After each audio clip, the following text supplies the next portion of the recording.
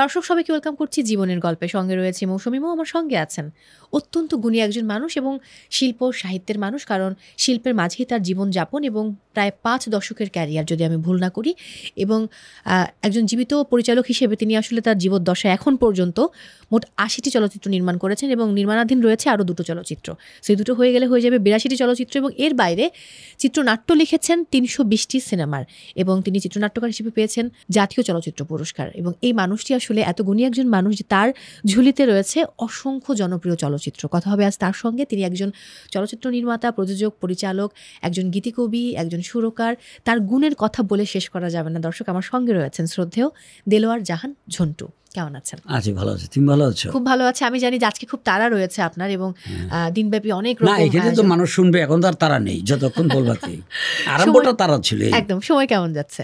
ইনশাল্লাহ খুব ভালো যাচ্ছে। আচ্ছা, এখনো আমি কাজ করছি। আমার সঙ্গে যারা ছিল তারা তো কেউ নেই, আমি এখনো কাজ করছি, ভালো যাচ্ছে। যদি আমি বয়সে জিজ্ঞেস করি, মানে আপনার ক্ষেত্রে তো বয়স জিজ্ঞেস করা বারণ না, জিজ্ঞেস করা না, ওইটা তো মেয়েদের বেলা বারণ না, আমাদের বেলা বারণ কিছু নাই। দেলোয়ার জাহান ঝন্টুর বর্তমান বয়স কত? আমার 80। ভাবা যায় না। আমি যদি ভুল না করি, সম্ভবত 1964 সালে আপনি প্রথম এফডিসিতে লুকিয়ে আসেন সিনেমা দেখার জন্য। হ্যাঁ, সিনেমা না, শুটিং দেখার জন্য, রাইট। এবং তারপরে বোধহয় 1971 থেকে, মানে স্বাধীনতার পরবর্তী, স্বাধীনতার পর আমি মুক্তিযুদ্ধ করে যখন ফিরে আসলাম। এবং আমি একটা বড় পরিচয় দিতে ভুলে গেছি দর্শক, তিনি একজন বীর মুক্তিযোদ্ধা। আমি অন্য প্রসঙ্গে যেতে চাই শুরুতে। এই কথা অনেকেই বলে যে পরিচালকদের সঙ্গে নায়িকাদের প্রেম। সো দেলোয়ার জাহান ঝন্টু যেহেতু তার জীবদ্দশায় এতগুলো চলচ্চিত্র করে ফেলেছে, এবং সেই সময় তো তিনি তাগড়া যুবক, তো তার সঙ্গে কোন কোন নায়িকার আসলে প্রেম ছিল? কোন কোন নায়িকার কার সঙ্গে? আপনার সাথে? আমার সাথে কোনো নায়িকার প্রেম ছিল না। এটাই ঠিক। প্রশ্নটা ভালো করেছো। আমি মানুষকে বললে আমি মানে আনন্দিতই হব। দুটা জিনিস থেকে আমি একেবারেই অদ্যাবধি দূরে। প্রথম হচ্ছে মদ তিতা না মিষ্টি আমি বলতে পারবো না। আর দ্বিতীয়, ওই সেন্সে কোনোদিন কোনো মেয়ে গায়ে টাচ করিনি, আঙুল স্পর্শ করিনি। তা আমি একদম ফ্রেশ আছি। নতুন যে চলচ্চিত্র আপনার নির্মাণাধীন আছে, এই চলচ্চিত্র কবে আসলে নির্মাণ শেষ হবে? একটা তো প্রায় শেষ। এখন ব্যাকগ্রাউন্ড মিউজিক করব, এটা অপারেশন জ্যাকপট। ওই দুটাতে বললাম, এটা বাদ দিয়ে বলে এটা তো শেষ, এই জন্য এটা, তবু এটা আমার হাতের। ওই 83টা হবে এটা নিয়ে, অপারেশন জ্যাকপট। এটা অনেক একটা বিগ বাজেটের ছবি। নায়কদেরকে আমি অভিনয় করতে শুনেছি বা দেখেছি, হ্যাঁ, অনেক গল্পের। এটা অনেক, এটা বলা যাবে না, এখানে অনেক কিছু এখানে আছে। তো ওই 23 কোটি টাকা বাজেটের একটা ছবি, মুক্তিযোদ্ধা মন্ত্রণালয়ের এর সাথে জড়িত। যৌথ ডাইরেক্টর ওই ভারতের একজন আছে, রাজীব কুমার, সে আর আমি।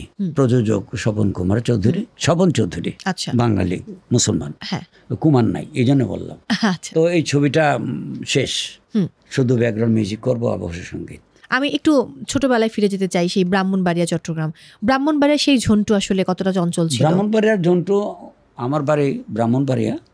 তো আমি ব্রাহ্মণবাড়িয়া খুব একটা মানে থাকি না, প্রতি মাসে বা 2 মাস পর পরে একবার যাই, অবশ্যই যাই। আমার জন্মস্থান, আমার বাবা মার কবর সেখানে, আমার ওয়াইফেরও কবর সেখানে, আরও আত্মীয় স্বজন সবারই।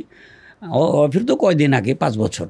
তো আমি সেখানে যাওয়ার আমি ক্ষান্ত হইনি। ছোটবেলা হচ্ছে কি, আমার ছোটবেলাটা ছিল প্রথম ঢাকা, মানে তখন আমার বোধহয় 3 বছর। আমার স্মরণ শক্তি খুব বেশি, এটা চলচ্চিত্রের লোকজন বলে। ওই 3 বছর বয়সে আমি ঘরতে বেরোতাম না, জানলার দাঁড়িয়ে দেখতাম। জানলার সাথেই রোড, মানে পুরান ঢাকা জেলখানার। আমি জেলখানার কোয়ার্টারে থাকতাম, আমার মাদার চাকরি করতেন সেই সুবাদে। তো জানলায় হঠাৎ একদিন দেখি একটা মিছিল আসছে, হইচই, চিৎকার, স্লোগান। আমি দাঁড়ালাম, আমি তো কিছু বুঝি না। দেখলাম যে লোকজন আসছে, একটা বাঁশ, একটা হাতে বাঁশের একদম অগ্রভাগে একটা রক্তাক্ত জামা। তো স্লোগানটা হচ্ছে গিয়ে, তখন তো ভাষাটার বুঝি না স্লোগানটা, পরে জানলাম আর কি যে এটা এই স্লোগান, রাষ্ট্রভাষা বাংলা চাই, নুরুল আমিনের কল্লা চাই। কল্লা শব্দটাই পাকিস্তানের মোহাম্মদ আলী জিন্নাহ সে ডিক্লেয়ার দিয়েছিল ওই স্বাধীনের পর, পাকিস্তান হওয়ার পর, যে এই দেশে এসে Urdu shall be the national language of Pakistan. তখন বাঙালি ভাইয়েরা সেখানে অবজেকশন দিয়েছে। ভাষা আন্দোলনের এই বাঙালি নুরুল আমিন বলতে একজন ছিলেন, সে ওই জিন্না মোহাম্মদ আলী জিন্নাকে সাপোর্ট করেছিল, যে জন্য ওই মিছিলটা রাষ্ট্রভাষা বাংলা চাই নুরুল করে ভাষা আন্দোলন দেখেছিলাম, তখন আমি ছোট, ওই যে 3 বছরের। আর একটু বড় হলাম, আমার আব্বা মা মাঝে মাঝে ছবি দেখতেন, তো আমি ছবি দেখতে একদিন আমি ব্যথা পেয়েছি, ওরা ছবি দেখতে যাবে, আমি বললাম আম্মা বলতো আম্মা আমি যাবো সাথে, তুই কি যাবি? না আমি যাবো। পরে জোর করছে, পরে আমাকে নিয়ে গেছে, আমি ব্যথা পেয়েছিলাম হাতে। তো সিনেমা হলে বলছে প্রথমে একটা গান, ওই গানটাও সবাই জানে, হাওয়া আমি উড়তা যায় মোরা লাল দুপাট্টা মালমাল কা, প্রথম দৃশ্যতে এই গানটা গাচ্ছে ফার্স্ট। তো লেন্সের দিকে তাকিয়ে যখন গায় তখন মনে হয় যে অডিয়েন্সের দিকে শিল্পীরা তাকিয়ে আছে। তো আমি ভাবলাম আমি তো ব্যথা পেয়েছি হাতে, আমাকে আদর করে বোধহয় গান শোনাচ্ছে। তখন আমার সেন্স নাই এটার। যাক, ওখান থেকে তারপর একটু বড় হলাম, ওই ছবি ওইখান থেকে দেখা শুরু। তখন ওই যে 4-5 যখন পড়ি তখন স্কুল লুকায় গিয়ে ছবি দেখতে যাই। আপনার স্মৃতিশক্তি অনেক প্রখর বা অনেক ভালো। তো মনে আছে কি যে প্রথম কোন সিনেমা দেখেছিলেন আপনি? বর্ষাত ছবিটা, যখন ওই যে হাওয়া মে উড়তে যায় লাল দুপাট্টাটা, বর্ষাত 1949 এর ছবি। ওইটাই হচ্ছে প্রথম সিনেমা। রাজ কাপুরের পরিচালক, 1949 এর ছবি। আপনার প্রথম পরিচালিত সিনেমা 1978 মুক্তি পায়, যেটা হচ্ছে বন্দুক। এবং এরপর তো আসলে সুজন মাঝি সর্বশেষ 2023 বোধ হয় মুক্তি পেয়েছে, মুক্তি পাওয়ার শেষ, রাইট। এখন আরো অনেকগুলো পাইপলাইনে রয়েছে। এই পুরো জীবনে সবচেয়ে ভালো বন্ধুত্ব হয়েছে আপনার চলচ্চিত্র অঙ্কনে কার কার সাথে?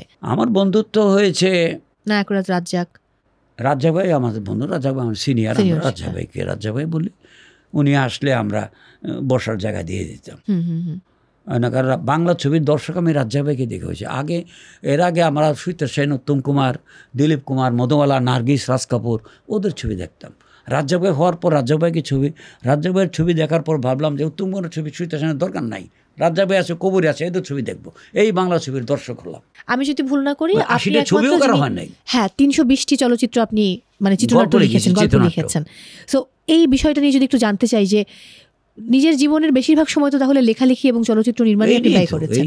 ওই জার্মান টেকনিক্যাল পাস করার পর এখানে, এর আগে ওই 21 ফেব্রুয়ারিতে সংকলন বের করতাম পাকিস্তান পিরিয়ডে। আচ্ছা, আমার এক বন্ধু ছিল তোবারক, ও আর আমি ওই ঘরে ঘরে যাইয়া দোকানে গিয়ে একটা পাবলিসিটি দেন, আপনার এই করুন যা দিয়েন, ওইভাবে আমরা ম্যাগাজিন বের করতাম।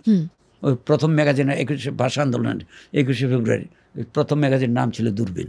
আচ্ছা, মুক্তিযুদ্ধে যখন গেলেন সেই সময়টার গল্প একটু শুনতে চাই আমি, যে মুক্তিযুদ্ধে কোন মাসে গিয়েছিলেন এবং 16 ডিসেম্বরে যখন ফিরে আসেন, ডিসেম্বরে 25 মার্চে ওই যে যখন নাকি হামলা করলো, তখন আমরা ব্রাহ্মণবাড়িয়া ছিলাম। তখন শুনলাম যে কয়েকদিন পরেই পাক আর্মিরা এইখানে চলে আসতেছে। তখন আমরা আম্মা আব্বা একসঙ্গে ছিলাম, আমরা বেড়াতে গিয়েছিলাম। সেখান থেকে আমরা শহর থেকে আমাদের এক আত্মীয়র বাড়িতে চলে গেলাম। তারপর এখানে যখন শুনলাম ব্রাহ্মণবাড়িয়া টাউনে অনেক লোককে নির্বিচারে মারছে, তখন ও রাজাকার তৈরি হয় না আর কি, মারছে। তখন আবার এই গ্রামের দিকে ধাবিত হচ্ছে শুনে আমরা আরেক গ্রামে চলে গেলাম। তা লাস্টে আর কেউ নাই আত্মীয় দেখলাম। আমরা বললাম যে আমার খালার বাড়িতে ভাড়া থাকতো একজন, ওদের বামুটিয়া গ্রাম, সাতগাঁও ওইটাকে বলে, আর বর্ডারটার নাম হলো বামুটিয়া। ওই সাতগাঁওকে বেড়াতে গেলাম। তারপর 3-4 দিন পরে শুনলাম যে আর্মির এই দিকেও চলে আসতেছে। তখন আমার আব্বা আমা বললো যে আমাদেরকে তো কিছু করবে না, তোদেরকে মেরে ফেলবে। ইয়াংদেরকে মারছে আর মেয়েদেরকে ধরে নিয়ে যাচ্ছে, সুন্দরী হলেই লোক করে ধরে নিয়ে যায়। তো আমি আমার বড় ভাই 2জন, আনোয়ার জাহান নান্টু সঙ্গীত পরিচালক, আমার ছোট ভাই ইফতেখার জাহান ওই পরিচালক, অনেকগুলো ছবির পরে 15-16টা ছবির। তো আমরা 4 জনকে আম্মা বলো তোমরা চলে যাও। তখন আমরা বিদায় দিয়ে চলে যাই। আম্মা দাঁড়াই আছে একটা ক্ষেতের সামনে, একেবারে আধা মাইল পর্যন্ত গেলাম, দেখি দাঁড়াই আছে সেখানে, ওই সিনেমার দৃশ্য মতো আর কি। তারপর সেখান থেকে আমরা আর দেখা গেল না, ওই বামুটিয়া বর্ডারে গেলাম। তখন বর্ডার খোলা, ওপেন, ওইখানে কিন্তু পাক মানে ইপিআরও নাই, কেউ নাই, এই বর্ডার সিকিউরিটি গার্ডও নাই। তো ওখান থেকে আমরা পার হয়ে একটা বিরাট বড় শিমুল গাছ, বামুটিয়া বর্ডার, একটা বাজার। আর যে বাড়িতে উঠেছিলাম সে বাড়িতে বাজার নেই, ওই বামুটিয়া ইন্ডিয়ায় বা ওই ইন্ডিয়ায় গিয়ে ওরা বাজার করে আবার আসতো, মাছ তরকারি ওখান থেকে কিনতো। তো ওখানে গেলাম, যাওয়ার পর আমরা বললাম যে আগরতলা এখান থেকে কিভাবে যাওয়া যায়। আপনার কি পাইক্যা মানে পাকিস্তানি? আমরা পাইক্যা না, আমরা বাংলাদেশের দেশি কই না, আমরা বাংলাদেশের। ও আচ্ছা, আগরতলা দেবেন, এখান থেকে 22 কিলো 8 আনা ভাড়া। তখন আমরা ওখান থেকে আগরতলা গেলাম, টাউনে কাউকে চিনি না, আনওয়ান্টেড একেবারে। খুব স্বাভাবিক। হ্যাঁ, তারপরে ওখানে আমরা কি খাবো পয়সা করে আনি নাই, তো আমরা ছোটো ভাই থেকে যান, ওর হাতে একটা আংটি ছিল স্বর্ণের, সেটা বিক্রি করলে, ওটা বিক্রি করে তারপরে আমরা ওইখানে একটা নাস্তা ব্রাহ্মণবাড়ি আছে, সেখানে আছে, সেটা হচ্ছে গিয়ে ওই চিরা দই না চিরা মাঠা কলা বাতাসা, আচ্ছা ওইখানেও আছে। সকাল আমরা ওই নাস্তাটা খাইলাম, পেট ভরে। চিরা খাইলাম, ফুলে থাকবে, বেশিক্ষণ থাকবে, ক্ষুধা কম লাগবে। তারপর আমরা ঘুরতে যাই, একজন বলছে আপনারা কি জয়বাংলার থেকে আইছেন? আরেকজন বলছে জয়বাংলার থেকে আইছেন? ভাই জয়বাংলার থেকে আইছেন। জয়বাংলা শব্দটা আমরা কইছি, কিন্তু জয়বাংলা থেকে আমাদের দেশ থেকে জয়বাংলা বলতেছে, এটা তো বিরাট ব্যাপার। জয়বাংলা থেকে জি জয়বাংলা থেকে এইখানে কই আসেন? আমরা জানি না কই যাবো, আমরা আইসে পড়ছি পাকার মানে আম্মা আব্বা বিদায় করে দিছে আসছি। তখন কই যে এইখানে তো কেউ পাইবেন না, আপনারা কাজ করেন কলেজ টিলা যান। কলেজ টিলা মানে উপরে পাহাড়ের উপরে একটা কলেজ আছে, কলেজ টিলা যান, ওইখানে আপনারা পাইবেন। কোনখানে কীভাবে এই এত নম্বর বাসে উঠেন, চলে গেলাম, 2 আনা করে ভাড়া নিল, কলেজ টিলাকে নামাইলো, গিয়ে দেখলাম কলেজ। ওখানে আমাদের অনেক ছাত্র, ইউনিভার্সিটির ছেলে বেরিয়ে অভাব নাই।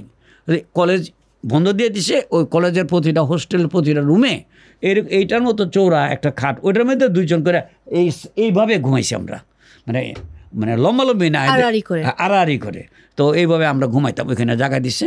দিবার পর আস্তে আস্তে আস্তে আস্তে আওয়ামী লীগের বড় বড় নেতারা এখানে জয় বাংলা অফিস করলো, এখানে করলো। তারপরে কইছে তোমরা ট্রেনিং নাও, ট্রেনিং নেওয়ার কথা বলছে। তা আবার বলছে যে ট্রেনিং সেন্টারের মধ্যে কিন্তু কালচারাল প্রোগ্রাম হবে, কারণ গান, যে দেশাত্মবোধক গান গেয়ে তাদেরকে রক্ত গরম করতে হবে। আমি কিন্তু খুব ভালো গান গাইতাম ওই তখন। আজকে কি আমরা একটু গান শুনবো আপনার কণ্ঠে? আচ্ছা, ওটা বলি, এটা শুনতে পারি তো। এরপরে আমি কইলাম যে আমি কালচারাল লাইনে যাই, হ্যাঁ যাও। তখন একটা কালচারাল লাইন হচ্ছে, ওইখানে আমরা সেক্টরে গিয়ে আমরা গান গাইতাম। একটা গানের কথা মনে করো, একজন শিখ আর্মির, যদি সময় পাই বলবো না, আমি এখন একটু শুনতে চাই গান শুনে আমি একটা বিরতিতে যাবো, তারপর ফিরে এসে বাকি গল্প শুনবো। ওই 2টা লাইন গাবো। হ্যাঁ ঠিক আছে। এই দিনে চিরদিন জনতার চোখে জ্বলবে, সোনা জলায় আগামীর রূপময় কথা বলবে, আলোকের দিকে হাত বাড়িয়েছি আজ আমরা, সোনা জলায় আগামীর রূপময় কথা বলবো, এই দিন চিরদিন জনতার চোখে জ্বলবে। এই আমরা গাইতাম। মানে ওই সময় তো আসলে রণসঙ্গীতটা একটু বেশি, এটাও তো সবাই মিলে একসাথে কোরাস করে গাওয়া। রণতরে মানে লেবরা চল চল চল ঊর্ধ্ব গগনে বাজে রণসঙ্গীত। ওকে, আমি গল্পে আবারও ফিরবো, যেহেতু গান শোনা হলো, আমি চট করে একটা ছোট্ট ব্রেক নিয়ে ফিরে আসছি। দর্শক, সময় হয়েছে বিরতি নেবার, ফিরছি একটু পর, আমাদের সাথেই থাকুন।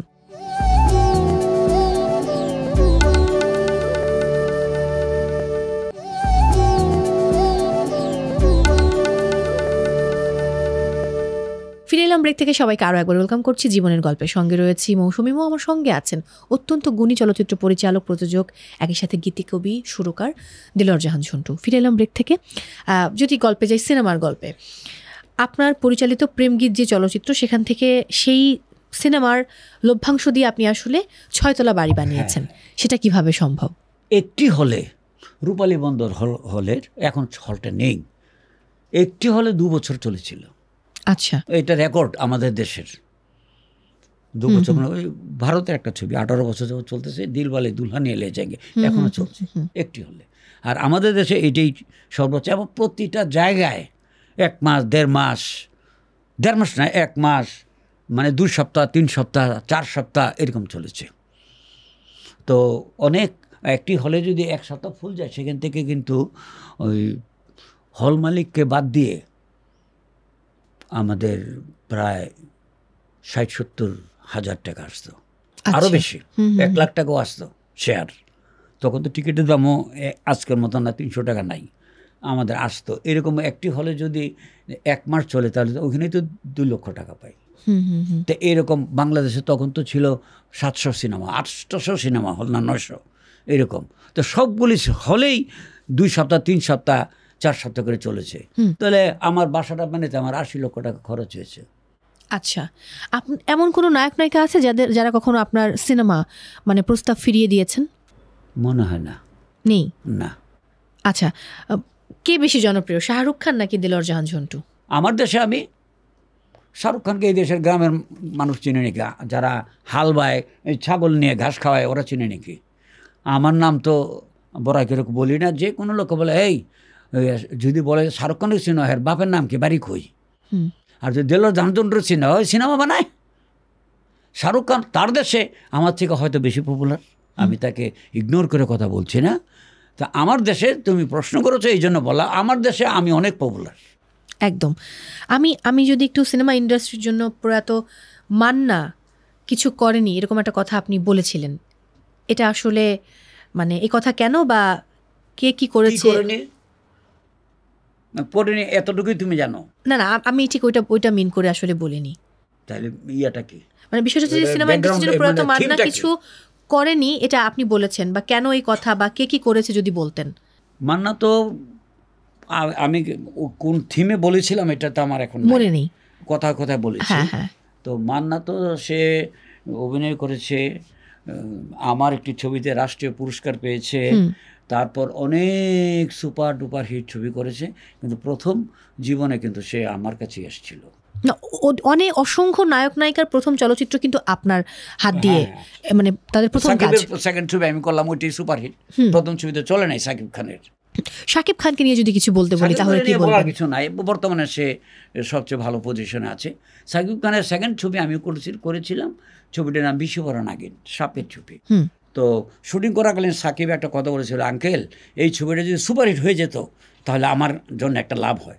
আমি চেষ্টা করি, তুমি থাকো, আমি যতক্ষণ শুটিং করব তুমি যাও না, মানে বাড়িতে যেও না, তুমি থাকো, শিডিউল যতটুকু তাতে বেশি দিন প্রয়োজনে তুমি থাকো, আমি করবো। করেন আপনি, করে যে ছবিটা সুপারহিট হয়েছে। পরবর্তী সময় শাকিব খানের সাথে কতগুলো চলচ্চিত্র করা হয়েছে? আমি একটা জিনিস করি যে শাকিব খানকে নিয়ে একটা দুটা কটা ছবি করেছে মনে নাই, মানে উল্লেখযোগ্য যেটা ওইটা মনে আছে, বিশ্ববরণ নাগিন, বাপ বেটির যুদ্ধ, আচ্ছা, ওইটা রাজ্জাক ভাই আলমগীর, তারপর পপি, তারপর আমাদের সে, ওইটা দুইটাই করেছিল। তো এখন সাকিব খানের কথাটা হলো গিয়া যে আমি তো বলি যে সে নাম্বার 1 বর্তমানে, কিন্তু ওকে নিয়ে আর ছবি করি না। কেন করেন না? করি না মানে কি, এটা নিতান্ত ব্যক্তিগত আমি বলতে পারবো। সেটা হচ্ছে গিয়া যে আমি বেশি সময় ধরে ছবি করতে আমি অভ্যস্ত নই। আরম্ভ করব, একটানা শেষ করবো, বা মাঝখানে একটা গ্যাপ হলো। কতদিন সময় লাগে আপনার? আমি যেটা বলবো সেটা অনেকে বিশ্বাসই করবে না। আমি কিন্তু ওই প্রেমবিদ করেছিলাম 20 দিনে। আচ্ছা, আমার জীবনের one of the biggest hit movie, কিন্তু এর থেকেও হিট মুভি আছে। বাংলাদেশের সেকেন্ড হিট মুভি আমার 10 ব্যারিস্টার। তো আমি ওকে নিয়ে করি না এই জন্য যে অনেক সময় লাগে, এটা তার দোষ না। ব্যস্ত আর্টিস্টের শিডিউলটা মানে পর্যাপ্ত পরিমাণে দিতে পারে না, আর ব্যস্ত বলে পর্যাপ্ত পরিমাণে না নিলেও মানুষ নেয়। আর আমি ওখানে শুটিং করব, আমার খেয়ে হারিয়ে যায়। আমি গল্প মানে চরিত্র নিয়ে আমি মুভ করছি, গল্প অনুযায়ী মাঝখানে যে ব্রেক দিয়ে 2 মাস চলে যায়, তখন ওই টেম্পারমেন্টটা আমার কাছে আর থাকে না। এই দৃশ্যটা এই কথা বলেছিল, এই কথা বলবো, কি বলেছিল ভুলে যাই, ক্যামেরার ভিতর ঢুকে। আমি একটু দিঘির প্রসঙ্গে করি না। জি, আমি একটু দিঘির প্রসঙ্গে যাব। দিঘির উপর আপনার অনেক রাগ, সে রাগ কি এখন কমেছে? বা দিঘিকে নিয়ে কোনো সিনেমা করার কোনো, আমার নাতনির সমান বয়স, ওর উপর রাগ মানে কি, ওকে নিয়ে আমি ছবি করব না, এই জন্য করব না। এটা ওর দোষ। কিরকম দোষ? দোষ হচ্ছে কি, যে আমি তুমি আছো তুমি নেই ছবিটা তে দিঘিকে নিয়েছিলাম, তো মনে হয় এটাই তার চলচ্চিত্রের নায়িকা হিসেবে প্রথম হয়তো। তো একটা টেলিভিশনের কোন একটা চ্যানেলের ইন্টারভিউতে সে বলেছে এই ছবিটা চলবে না। তো এটা শুনে আমি খুব রাগ করলাম। তো আমি একটা বিরাট বড় অ্যাকশন নেব। হঠাৎ করে আমাকে আমাদের পরিচালক সমিতির সভাপতি গুলজার সাহেব, মুশফিকুর রহমান না গুলজার, গুলজার ক্রিকেটার, আচ্ছা যাক, তো গুলজার আমাকে বললো যে ভাই আপনি একটু আমাদের সমিতিতে আসেন। আমি এসে দেখি ওই দিঘি আর তার ফাদার সুব্রত বসা, ওরা সালাম দিল আমাকে দুজনে। তারপরে গুলজার সাহেব বললো যে তুমি জন্টু সাহেবের সম্বন্ধে কী বলেছ? বাংলাদেশের সবচেয়ে বেশি সুপারহিট ছবির ডাইরেক্টর সে, ছবি মুক্তির আগে তুমি এই কথা বললা কেন বললা? তোমার জন্য তো ক্ষতি হয়েছে। দর্শকের ছবি নায়িকা যদি বলে ছবিটা ভালো না, তো অনেক দর্শক পিছিয়ে যাবে। এটা ওর ছবি, সে বলছে ভালো না, কিসের উপর বেশ করে বললো আমি জানি না। ওইটা তার ফাদারও কাজ করেছিল সুব্রত। তারপরের থেকে ওখানে তারপর ওরা দিকে আমাকে হাত ধরে সরি বলছে, ওকে গেল গা। কিন্তু ওকে নিয়ে সরি বলেছে, ওর উপর আমার কোনো রাগ নাই আর। কিন্তু আমি করবো না, কারণ আবার যে বলবে না তার কি সিউরিটি আছে? ছবিটা ভালো যায় রে ওর একটি কথাতে। অনেক দর্শকরা হলে যাই নাই, কেন যাবো, ওই নায়িকা বলতেছে ছবি ভালো না। অনেক পরিচালকরা এটা শুনে তার কাছে যায় না, সে কিন্তু খুব ভবিষ্যৎ খুব ভালো তার ছিল, কিন্তু অনেক পরিচালকরা আমাকে এসে জিজ্ঞেস করে আপনার এই কথা কইছিল, ঠিক হওয়া কইছে, ঠিক আছে কইছিল হওয়া কইছে, মিথ্যা কথা না, কইছে শব্দটাই ব্যবহার করলাম। তো শুনে জায়গা, তারপর অনেকে নেয় নাই, আমি যতটুকু জানি। আমি তো এই কথা বলবো না তাকে নিও না, বাচ্চা আমার বা মেয়ের থেকেও ছোটো নাতনি মতো, তো অনেকে হয়তো এই জন্যে হয়তো নেয় না, এই জন্যে ক্যারিয়ারটা তার ওরকম হলো না। কিন্তু আমি বলেছিলাম শুটিংয়ের দিন যে দিঘি তোর ক্লোজ আপে যখন লাইট করা হয় আমার মনে হয় সাবানের পরে তোর ক্লোজ আপ সুন্দর। বাহ, অনেক বড় একটা কমপ্লিমেন্ট। হ্যাঁ, তো যাই হোক, তো এখন তো তার হাতে, এখন তো চলচ্চিত্রই কমে গেছে, ট্র্যাকও মানে বদলে গেছে, চলচ্চিত্র ট্র্যাকগুলো আলাদা হয়ে গেছে। ট্র্যাক না, ছবি কম, ছবি হয় না, ট্র্যাকের কোনো ব্যাপারই না। গল্প ভালো হলে কোনো ট্র্যাক লাগে না, গল্প ভালো দেখবে। কি প্রিয় তোমার গল্পটা কি নতুন ট্র্যাকের? পুরনো নিত্য একটা গল্প, নায়ক তাকে ভালোবাসে, নায়িকা হঠাৎ চলে গেছে, মাইন্ড করলো, লাস্টে মেয়েটা আসলে আমি যাবো না তো কী করো, আমার তো ক্যান্সার, তোমার কাছে গিয়ে তোমার লাইফটাকে নষ্ট করার দরকারটা কি? এরকম গল্প তো অনেক আছে। আমাদের কাছে ভালো লেগেছে, ডাইরেক্টর প্রেজেন্টেশন অত্যন্ত সুন্দর দেখেছি, আর প্রযোজকের খুব ওখানে তার সাপ্লাই, মানে তার টাকা পয়সা যেখানে ভালো ছিল, লগ্নিকার খুব ভালো, একদম এই জন্য ভালোটা ভালো। আমি ছোট্ট একটা বিরতি নিয়ে ফিরে আসছি এক্ষুনি। দর্শক, সময় হয়েছে বিরতি নেবার, ফিরছি একটু পর, আমাদের সাথেই থাকুন।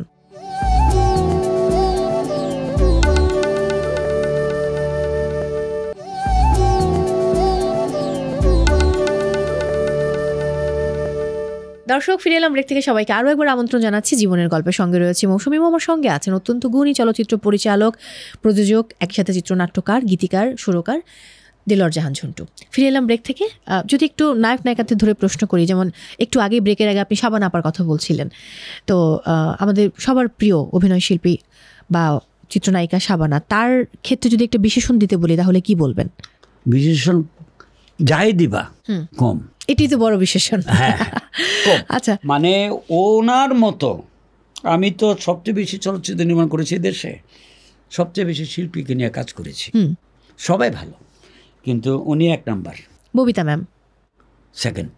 যদি কবরী ম্যামের কথা বলি, মিষ্টি আমি কাজ করি নাই, ওনাকে দেখেছি, উনি আমাদের সিনিয়র। আপনার স্বপ্নের নায়িকা কে ছিলেন এটা জিজ্ঞেস করলাম। আমাদের দেশের শাবানা। আচ্ছা, আর বোম্বেতে মধুবালা, আচ্ছা, পাকিস্তানে সাবিহা, হলিউডে এলিজাবেথ টেলর। ও বাবা, একদমই সব বলে ফেললো। আচ্ছা, রোজিনা আপা, তার বেলায় কি বলবেন? ও তো অত্যন্ত সুন্দর, মানে ভালো দেখতে, সুশ্রী এবং অভিনয় ভালো করে, ওকে নিয়ে অনেক ছবি করেছি, ভালো আর্টিস্ট। দিতি আপা ডিস্টার্ব করে না, দিদিকে নিয়ে একমাত্র দুটো লোককে নিয়ে আমি ছবি করি নাই, একটা দিতি আর একটা জাফর ইকবাল। কি বলেন? হ্যাঁ, এটা জাফর ইকবালের শিডিউল নিয়েছিলাম ছবি করব, হ্যাঁ, শিডিউল দিয়েছে খুব খুশিতে, শুটিংয়ের আগে মারা গেল, মানে খুব দুঃখজনক। নায়করাজ রাজ্জাক, তার বেলায় কি বলবেন? আমি তো বললামই, রাজ্জাবের ছবি দেখে তো আমি বাংলা ছবির দর্শক হলাম, তাহলে তো তার কথা বলার অপেক্ষা রাখে না। চিত্রনায়ক আলমগীর স্যার। আলমগীর সাহেব বাংলাদেশের একটা শ্রেষ্ঠ অভিনেতা। ইলিয়াস কাঞ্চন, খুব ভালো মানুষ, ভালো অভিনয় করে এবং একটা খোদাভক্ত লোক, ধর্মপরায়ণ, ওই একদিক থেকে সব দিক থেকে সে খুব ভালো। চিত্রনায়ক মান্না হচ্ছে দুজন লোক, মান্নার জসিম, মনে লেগে মানে ওইভাবে চলচ্চিত্র সিনেমার পাগল। মান্না জসিম যেখানে বসে আছে, সেখানে যদি সিনেমার বাইরে কোনো আলোচনা উঠে তখন তো আমি জায়গা, সিনেমার কথা নেই, কি কোন জায়গা। আমি বর্তমান সময় নিয়ে একটু জানতে চাই, বর্তমান সময়ের নায়ক নায়িকা, বর্তমান সময়ে আপনার সবচেয়ে পছন্দের নায়ক এবং নায়িকাকে? পছন্দের নায়ক তো মানে সবচেয়ে শ্রেষ্ঠ শাকিব খান। নায়িকা নাম বলো তো? অপু বিশ্বাস, বুবলি, নুসরাত ফারিয়া, মাহিয়া মাহি, বিদ্যা সিনহা মিম। আমার কাছে তো এদের মধ্যে থেকে আমার ব্যক্তিগত বুবলিকে ভালো লাগে বেশি। আচ্ছা, আমি যদি সুযোগ পাই ওখানে ছবি বানাবো। ওকে, আর যদি অন্যদের সম্পর্কে একটু একটু করে বলতে বলি, যেমন মাহিয়া মাহি, তাহলে তাকে নিয়ে কি বলবেন? ও তো ভালো, ভদ্র মেয়ে, কাজ করে, সে চরিত্রকে ভালোবাসে। উপবিশ্বাসের বেলায় কি বলবেন কোনো বিশেষণ দিতে বললে? আমি বলি, দেখো চলচ্চিত্রে যারা চট করে আসে 1-2 বছর, 3 বছর, 5 বছর, তাদের বিশেষণ এত সহজে দেওয়া যায় না। যেমন শাবানারটা দেওয়া যায়, ববিতা ম্যাডামটা দেওয়া যায়, কবুরি দেওয়া যায়, তারপরে রাজ্জাক ভাই, আলমগীর, নায়ক ফারুক, একদিক থেকে তো শ্রেষ্ঠ ছিল সে। গ্রামের ছবি ফারুক ভাইকে ছাড়া কাউকে করলে চলতোই না। তো এদের বেলা বিশেষণ দেওয়া যায়, কিন্তু নতুনদের আমি বিশেষণ খুঁজে পাই না। অপু বিশ্বাস নায়িকা ভালো আছে, করছে, মানুষ দেখে। আর নায়কদের বেলায় যদি আমি মানে শাকিব খানের পরে যদি যাই, যে আপনার সিয়াম আহমেদ, তার সিনেমা কি আপনার দেখা হয়েছে? দেখেছি একটা। আমার ছেলে ও ডাইরেক্টর, আমার ছেলে বলেছিল যে এই ছবিটা করবা করে সিএম কেন। আমি বলছি সিএম তোর ছবি দেখে না, বলছি তুই আমাকে স্টিল দেখা। তখন স্টিল দেখালো, তো ইয়াং ছেলে পেলে তাদের লোক তো আমরা বসবো না গিয়ে, তো দেখালো, আমার কাছে ভালোই তো লাগলো, ঠিক আছে প্রয়োজনে আমি ওর কাছে যাবো। আচ্ছা, সাইমন সাদিক, ওখানে আমি ছবি করি নাই, তো ও এমনি দেখতে খুব সুদর্শন। মানে আছে না দেখতে বেশি ভালো না, কিন্তু ক্যামেরা পিস খুব সুন্দর। আচ্ছা, রোশন, হ্যাঁ ওখানে আমি ওই যে অপারেশন জ্যাকপটে রোশন আছে, তো ওরার ভবিষ্যৎ ভালো, ফিগার টিগার লম্বা টম্বা। আমি রোশনকে বললাম, অপারেশন জ্যাকপটের আরো দুজনের কথা আমি জিজ্ঞেস করে ফেলি, ইমন, নীরব। ইরম তো পুরানা মানে ওদের থেকে অনেক পুরনো। তো ইমনকে নিয়ে আমি ছবি করেছি, তো ইমন তো ভালো। নীরবকে নিয়ে ছবি করি নাই, ওর সম্বন্ধে আমি ওই বলতে পারবো না। আচ্ছা, অনন্ত জলিল অত্যন্ত ভালো অভিনয় করে। আমি তার অপারেশন জ্যাকপটে কিছু কিছু দৃশ্যতে আমি শুটিং করে দেখলাম যে কোনো নায়ক থেকে সে ভালো অভিনয় জানে। যদি ক্যারেক্টার দেওয়া হয়, আমার দেশে যারা আছে সবার থেকে ভালো করবে, A to Z সবার থেকে ভালো করবে সে। তার অভিনয়ের দক্ষতা আছে, আচ্ছা, কনসেপশনটা ভালো, সে নিতে পারে। আমরা যেটা বলি সে সেটা নিতে পারে, মানে তার ভবিষ্যৎ উজ্জ্বল যদি সে চলচ্চিত্র থাকে। ও চলচ্চিত্র শখে আসে, ওর তো কোটি কোটি হাজার কোটি টাকার মালিক, তো ব্যবসা বাণিজ্য করে দেশ বিদেশে যায়। তো ওই যদি এর পিছনে লেগে থাকে তাহলে অত্যন্ত ভালো ছবি করবে। জায়েদ খান, ওকে আমার কাছে বললে দ্বিধা নেই, ওকে আমার কাছে নায়ক মনে হয় না। শিল্পী সমিতি নির্বাচন নিয়ে যা যা হচ্ছে সেসব বিষয় নিয়ে আপনি কি বলবেন? শিল্পীদের সমিতি, ওখানে আমি একজন পরিচালক প্রযোজক, তো আমি ওদের সম্বন্ধে কিছু বলা ঠিক না। দিবদুর সাহেব ভালো মানুষ, দিবদুর সাহেব পাশ করে এসেছে, অঢেল টাকার মালিক, এবং চলচ্চিত্রের অনেক মানে গরিবদের উপকার করে। তা আমাদের শিল্পী সমিতিতে উনি আসছেন, এটা একদিক দিয়ে ভালো, যারা গরিব অথচ শিল্পী ছোটোখাটো অভিনয় করে তাদের দিকে সে তাকাবে। আমার একটা ব্যাপার জানার আছে, আপনি নিজেও একজন চিত্রগ্রাহক, একজন চলচ্চিত্র মানে সম্পাদক, এডিটিংও করেন। এই সকল কাজকে আপনি নিজে একা করবেন বলে করেছেন নাকি? না, কিছু কিছু আমার ছবি আছে চিত্রনাট্য যেগুলো আমি করি, তো এডিটারের চিন্তাধারা একরকম, আর ডাইরেক্টরের চিন্তাধারা একরকম, রাইটারের চিন্তাধারা একরকম। তো কিছু কিছু ছবি আছে যে ছবিতে এডিটার এখানে এই জিনিসটা এরকম করতে পারে বা একটু ঘোরাতে পারে, বা কইলেও যে এটা দরকার না রেখে দেন, ওর অ্যাঙ্গেল থেকে ঠিক হলো। কিছু কিছু গল্পে আমি মনে করি কোনো এখানে পরিবর্তন করার জায়গা নেই, তো ওইগুলিতে আমি করি। এই জন্য করি যে এখানে আমাকে একটা বাধা দিতে পারবে না, আমার মন মতো আমি ছবিটাকে সাজাবো। মানে একটা ছবি আমি শখে করেছিলাম যে একটি ছবিতে শুধু মেকআপ ম্যান ছাড়া সব আমি করবো। সেটার নাম কি? হারানো প্রেম। এবং ওই খুব ভালো এডিটিং, চিত্রগ্রাহক, কাহিনী, সংলাপ, চিত্রনাট্য, গীত, সম্পাদনা, ফটোগ্রাফি, তারপর ওই গান রেকর্ডিং থেকে আরম্ভ করে সব আমি, শুধু মেকআপ বাদ দিয়ে। মেকআপটা শিখে ফেললে আরো ভালো হতো। না, এটা হবে না। একটু যদি জানতে চাই যে বাংলাদেশের সিনেমার বর্তমান যে অবস্থা, এই অবস্থা নিয়ে দেলোয়ার জাহান ঝন্টুর মতামত কি? তিনি কি বলবেন যে কেমন অবস্থা পার করছে বাংলাদেশ চলচ্চিত্র? যে পড়ে গেছে চলচ্চিত্র, মানে দর্শক এখন ঘরে সেট হয়ে গেছে। একটু ছবি দেখতে 3 ঘন্টা সময় ব্যয় হয়, এবং 300-400 টাকাও একজন দেখতে গেলে, নর্মালভাবে দেখতে গেলেও প্রায় 400-500 টাকা খরচ হয়। তো খুব কস্টলির যুগ। তো ওরা যদি ঘরে বসে ছবি দেখতে পারে 3 ঘন্টার সময় 3 ঘন্টায় ওরা 300 টাকা ইনকাম করতে পারবে। এবং আমার আসা যাওয়া এই সে বোদারসন কষ্ট ওটা বাদ দিয়ে কাজ শেষ করে টিভির সামনে বসলাম, একটা ছবি লাগিয়ে দিয়ে দেখলাম, ঘুমাই গেলাম, কামে চলে গেলাম, ঘরে এসে ওইটা আবার ওখান থেকে যতটুকু দেখেছিলাম তার বাকিটা দেখতে পারলাম। এই জন্য দর্শক আগের থেকে বেশি কিন্তু ঘরে। বাংলা সিনেমায় আপনার যে অবদান, সেই অবদান সম্পর্কে আমি আরো ডিটেলসে জানতে চাই। আমি তো জানি না আমার অবদান কি। আমি জানি যে আমি চলচ্চিত্র পরিচালক, অনেক চলচ্চিত্র নির্মাণ করেছি, দর্শকরা আমার ছবি দেখে আনন্দ পেয়েছে, আমিও খুশি হয়েছি এবং আমি পয়সাও পেয়েছি। আমি সংসারটা ভালোভাবে চালাতে পেরেছি, ছেলে মেয়েকে লালন করতে পেরেছি, ওয়াইফকে খুশি করতে পেরেছি।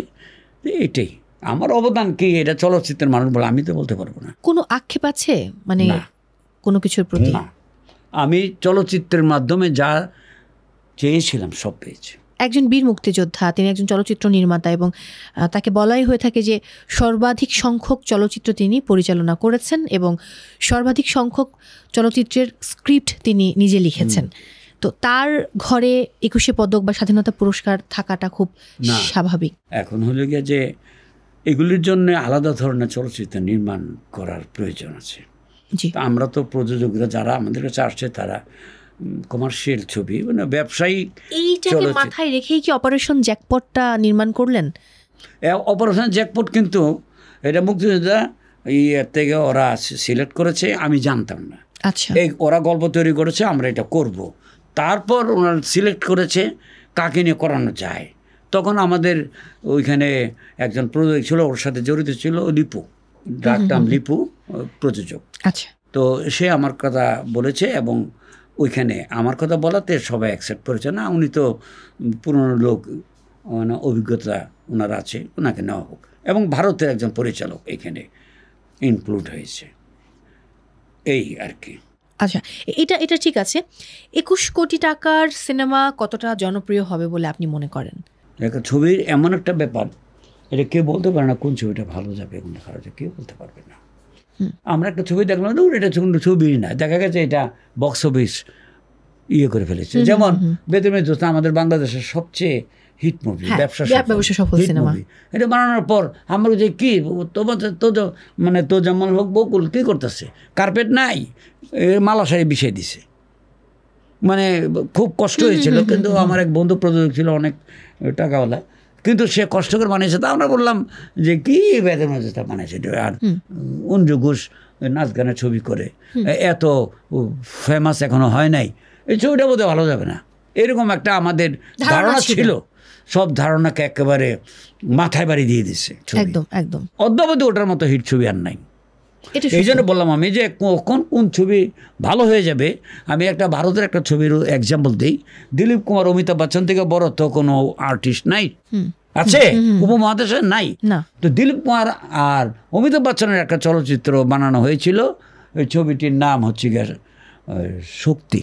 আচ্ছা, দিলীপ কুমার ফাদার ছিল অমিতাভের। তো এটার জন্য তো ওই অনেকগুলো প্রভিন্স আছে, এক একটা সার্কিট ভাগ, এক একটা সার্কিটেই মানে 80 কোটি 90 কোটি এই কোটি দেওয়ার সার্কিটগুলি খরিদ করে নিয়েছে, আমরা চালাবো। কিন্তু প্রথম দিন হল ভেঙে ফেলেছে, পরের দিন লোক নাই। কেন? গল্পটা ভালো না। দিলীপ কুমার তো দেখলাম পর্দায় আসলো, দেখলাম তালি দিলাম শেষ, অমিতাভ বচ্চন তালি দিলাম শেষ। এইবার ঘটনাটা মাল কী আছে গল্প, এটা দেখাও, তোমার কী কী করণে আমরা ওটা দেখুন। ওখানে যদি ভালো কিছু করণ না থাকে তো মানুষ দেখবেন না, ডিসহার্টেড হয়ে যাবে। একদম। এই জন্য ছবি ভালো একমাত্র গল্প।